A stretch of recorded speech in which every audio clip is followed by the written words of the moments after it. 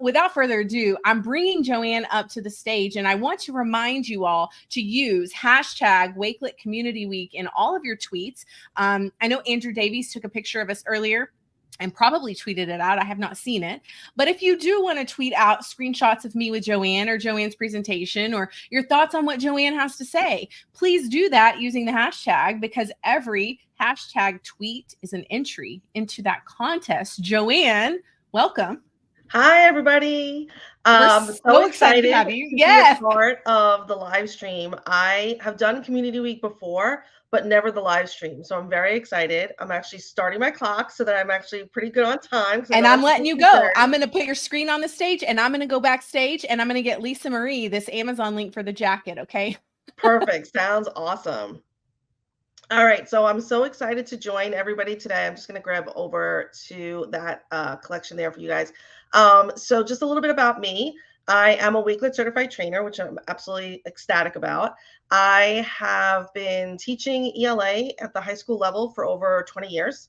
And I also now, in the last couple of years, have become a tech integration specialist. So I split my time between my high school classroom and my tech integration area. So what I want to do for you guys today, I want to try to really stay focused and not get too off the beaten path. So love Christina's session. So enjoying my East Coast people joining with me here in the evening. I'm not going to necessarily build for you. So I wanted to just kind of show you a couple of different collections that you might be interested in. These are on my public profile, so you are able to access them no problem. I know that I sent the links to Tisha, so she could also send those out to you. So the public profile, just for those of you who might be interested, is at Joanne Seale 27. That's also the way that you can actually find me on Twitter or X or whatever we're going to call it these days. And so if you want to come back to find these collections, these are sort of available for you. So the first collection I'm going to pull up for you is the collection that is Hello to Hyperdocs, and we'll just let that load. So I created this collection for people who may not be as familiar with what a Hyperdoc is.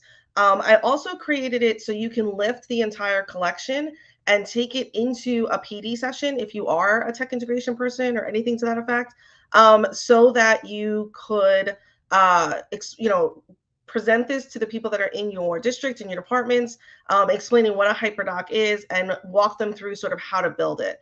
So essentially, I just love that little image from Unsplash Images there. I just thought that was just too cute about these two little ones sort of sharing secrets. And here are some secrets about Hyperdocs for you as well. So the first is why student choice is important, right? The idea we know now is more collaboration, more critical thinking, more communication, but sometimes we still have to convince people in our school districts why having student choices is significant. So here are just a few resources that if you need to be able to defend this teaching strategy to anybody, which sounds crazy to me, but just in case you do, especially those maybe tech resistant people, these are some really great resources available to you. So there's some articles and some podcasts and some videos about student choice. And I will just highlight, I absolutely love Dr. John Spencer's work. So certainly this podcast and this video is very powerful as to expressing the need for choice in our classrooms today. Then I wanted to just give you a little bit of a section about what is a Hyperdoc. So a couple of quick articles, of course. The first is the actual and original site from the Hyperdoc girls themselves, Lisa Heifel, Kelly Hilton, and Sarah Landis. A great article from Holly Clark's Infused Classroom.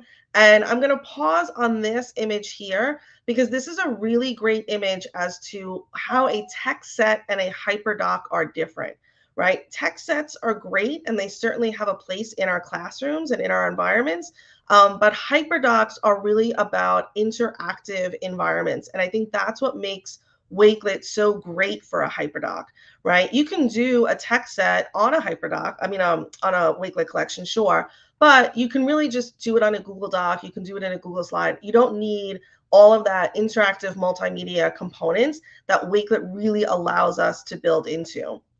So again, you can kind of see a real clear description as to how these things are different. And it talks about sort of the multimedia aspects, the interactive aspects, the pre-teaching aspects, and sort of the packaging aspects. And that's a really great way to think about a Hyperdoc, is that you are packaging either maybe a 40-minute lesson or maybe a 3-day lesson, maybe you're packaging a 2-week unit, or whatever the case may be as far as your planning is concerned. So I like that analogy of sort of packaging your materials together, which is also why Wakelet is so great for a Hyperdoc. This is another great image also about building support for all the different learners within a Hyperdoc, and then how Hyperdocs help. An article from, oops, sorry, I went too fast on my computer there. Come on, let it load. I'm just going to keep talking while it's loading because I know it's there, right? A great article from the Cult of Pedagogy about how it can transform your teaching. This is a way to make your classroom very student-centered, right? So you now become the content like creator, and then you get to be the coach in the room, right? But here's the thing, how do I do this? How do I go about building a Hyperdoc? I like this idea. I love this idea of packaging. I want my classroom to be more student-centered. I want my students to have choice. I want it to be self-paced, right? Check, check, check, check, check. So how do you do that? Here are 2 really easy resources. One is a short video on how to create a Hyperdoc in 5 steps, but this is what I think is the best. It is a very simple graphic organizer on a Google Doc that literally walks you through the 5 steps that you need to begin planning it. Once you've done that planning, then it is time to build to your heart's content, right? So go spread that word to your colleagues about how to change the focus of your classrooms by using Hyperdocs, right? So if you thought I was done, not done yet. I'm watching my clock. I'm 6 minutes in. I got 6 minutes left. Why? Because I want to show you an actual Hyperdoc that I would use with my students. So I'm just going to reset my timer real fast. You probably heard those little chimes going off there. So I'm just going to come back over here. I put them into my public profile just so that it would be super fast and easy to find for you guys. So just give it a second to load. Here we go. And here we are, right? So now this is a Hyperdoc that I've created that I would actually push out to my students. And what's great is if you are with the Education Pro platform and program, you can just push this out directly through Google Classroom to your students. And now you have a Hyperdoc where students are going to be able to work on this in their own space and time. What I love about this is if I'm in the classroom, I can go around, I can monitor my classes, I can see who maybe needs a little bit of assistance or might need a little bit of motivation in regards to the different activities. But what's even better is if I have to be out of my room. Because I'm split between teaching and tech integration, sometimes I have to be out for a day. Sometimes I get to go to amazing conferences like TCA and ISTE, although I'm not going to ISTE this time around. I'm a little disappointed, but it's my daughter's prom and graduation, so I have to miss ISTE, right? But if I was in school, I could push this unit out in my Wakelet collection, super engaging, super multimedia, really visually appealing to my students, way more than handing them some piece of paper worksheet that I know that my juniors are going to be like, yeah, I don't think I'm actually going to do that for her, right? And it's all self-explanatory. So this is a Hyperdoc that I have created on my Salem Witch Trials and the Crucible unit. There's a couple of different models when it comes to Hyperdocs. I really like the Explore, Engage, Apply model, and the column feature on Wakelet really makes this super easy for teachers to build and for students to sort of follow along a little bit with. So if we look at the Explore section, you will see here that I have the task. Now, normally I would put the task at the bottom, but in a Wakelet collection, I'm going to put it at the top because I want the students to really see what they're doing first within each of the columns. So you can see here that in the Explore section, it's about hooking those students into that content information. So how am I going to do that? Well, I'd love to put them all on a bus and take them to Salem, but that's not always the most viable option. So instead, I have found a website that allows them to do an online tour of Salem. So they're going to go into this website, they're going to find 5 additional locations, and then they're going to fill out a Google form with 3 different facts. So again, just a little bit of an explanation to my students. And here is the link, right? So I'll just click onto it real fast so that you can kind of see what it looks like. And again, look at this engaging activity with students. They can go in and take a look. The map is going to pop up hopefully in just a second, of all the different locations that they've been reading about in the play. And even though I'm sending them all to the same site, the student choice is coming into which parts do they want to explore and which facts do they then want to share back over on that Google form that I've also directly embedded right in here as well. So they can spend a class period or 2 class periods, however much time I really want, on them doing the exploration. Some of my students are going to do this really fast, and others of my students might dig down the deep rabbit hole and spend some more time there, right? When they're ready, they're going to move over to the engage section. Again, I have my task here. The engage section is really kind of giving my students an opportunity to enhance their reading skills, their reading comprehension skills, but I'm also making sure to incorporate some student choice here. So I'm sending all students to the same article. In this case, it's the Salem and Other Witch Hunts article. Now, you might see here, I've included the PDF so that students, teachers who want a copy of this collection have access to the articles. My district, we are affiliated with Common Lit. So if you have Common Lit, you could just build into the link to Common Lit and the kids would go directly to that. That would be the way I would do it with my students, but I included the PDF so that you had access to the resources. And then once they've done that activity, they're going to still stay in that engaged area, really building their background knowledge about Salem and the time period. And if they really like that 1692 area, then they can choose the Puritan Laws and Character article.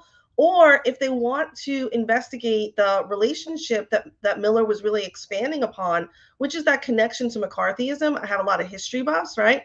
They can do that as well. So here's our student choice of which article do I want to pursue in my engage column. I do have students who sometimes will say to me, hey, can I read all 3? Is it okay if I do that? And of course, I'm like, yeah, why wouldn't I allow you to do that? And then finally over here, the apply section. This is where we've now taken our hook and gotten them interested. We've given them our supplemental information, and now we say create, create, create. Show me how you know the information that I wanted you to express without maybe using AI, although I do like all of my AI tools, not going to lie about that, right? So I'm going to give them 2 additional resources, a chronology of events and possible causes to take a look at. And so you can see I've linked those here for you as well, right? So they can spend as much or as little time as they want. I will tell you the 5 possible causes of the Salem witch trials is one of the most interesting things because they actually talk about the fact that the girls might have been acting like that in the forest because they were eating some wild mushrooms. So that's always a great conversation when you're talking to 16 and 17-year-old kids, right? But more importantly, here's my last activity, right? They have to go into this Google slide and they have to put in an order explanation and a rationale as to who do they think is to blame for the Salem witch trials. Might be really easy to go blame Abigail Williams. She's kind of at the top of my list. But you might also just talk about the Puritan characters or the Puritan laws to be part of the blame. You might talk about society as a whole, right? So it's really interesting to see the critical thinking that students are going to incorporate into this. Of course, I can make it collaborative if I'm going to allow students to work on the same slide as far as that's concerned, but they're going to take all of the information that they know about the play that we've been studying. Now they're going to take all the information that we know from the Hyperdoc, and they are going to apply that into that task, right? Better than any old test or quiz on a Scantron that I could possibly give to them. So I'm just going to X out of that here, and then I'm going to come back to the studio.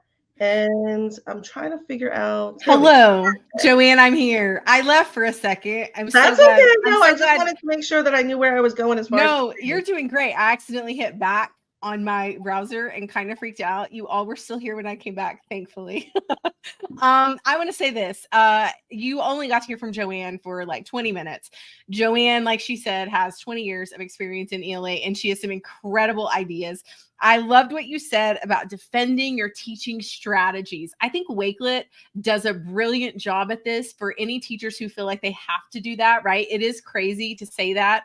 I also loved, Joanne, your idea of packaging depending on your planning, right? It goes back to the purpose. We've been talking about that this entire time. Explore, engage, and apply is what you said, correct? Yep. It's the easiest model. I mean, there are a couple different models when you apply Hyperdocs. Yes. And listen, you can even go into the Explore section of Wakelet, and there are tons of collections about Hyperdocs, right? Right. People have been talking about them, but I still feel like sometimes people get intimidated by them because it's like, oh my gosh, this seems like so much work. I don't know how I'm going to do all of this. You're already doing it, right? Like you're already doing those things. Now you're just putting it into a format so that you're not the one who's engaging them in the front of the room and then exploring them in front of the room and applying in front of the room. You're packaging it in a way that you can then push out to your students and be able to really guide them in what they need. I didn't necessarily do it in this particular collection. I might actually go back, I'm not going to lie, because I would probably build another column that says extension. So that for my students who finish a little bit faster, right? My students who are looking for a little bit more, maybe they weren't that interested in some of the history stuff. And I would probably do something that was an extension of like reading a real letter from John Proctor and like creating a response or something to that. So that my students who maybe have some accommodations and get that additional time aren't going to have to worry about that column. But my kids who really need to stay on task, and I'm a big bell to bell person. That's why, you know, she said 12 minutes. I was 12. I know you were. You did great. But I do want to always make sure that my students know, like, there's always ways to continue to enhance the conversation and continue with the conversation, but not feel the pressure that they have to do that if they don't get to it.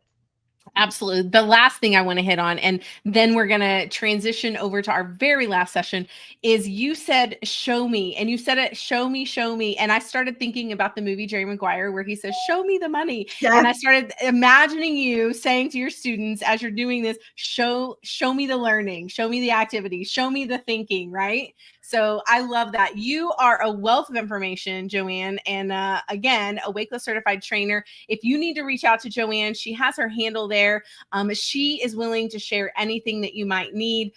There's so much love in the chat for you, Joanne, just with all the info that you shared. So Joanne's resources, I've already put them in the main collection. I will be sharing those before the next 25 minutes is over, along with that certificate that you guys are looking for. Joanne, it is always a pleasure. I could listen to you all day, every day, pretty much. Thank you for joining. I'm going to hop off. Please stay backstage if you want.